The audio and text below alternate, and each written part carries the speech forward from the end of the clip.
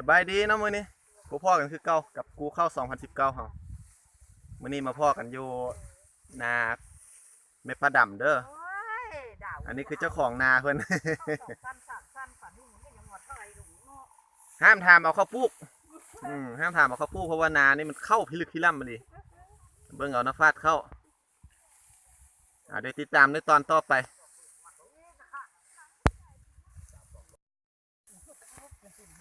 อันนี้ทีมงานกูเข้าเลยกูเข้ามานี่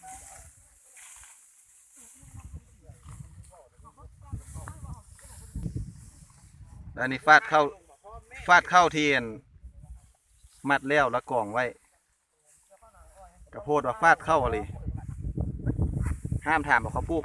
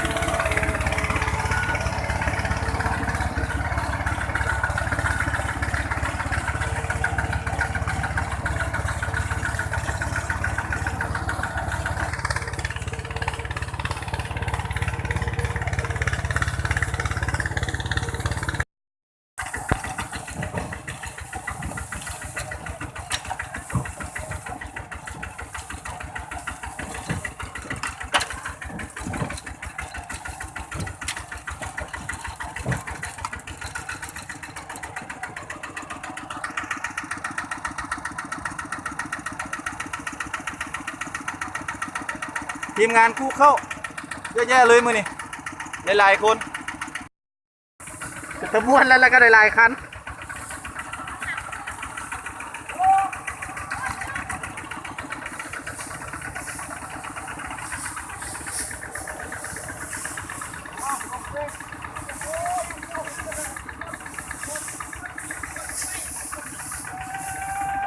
รถปั้นอยู่ทางรถ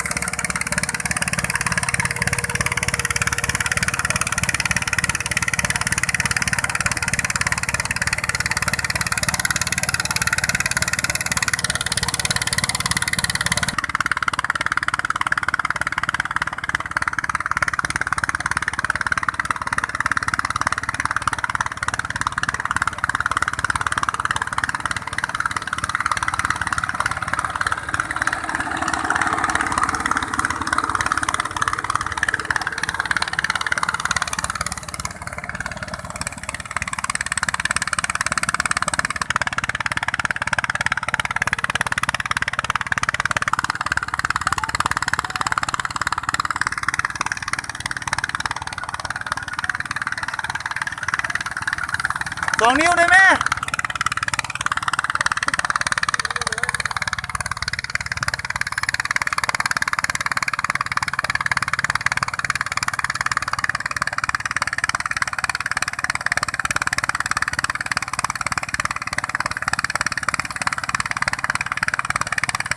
5 คันแกเข้ามือนี่แกเข้าลาน5 คันเลยรถไถรถนอก5 คัน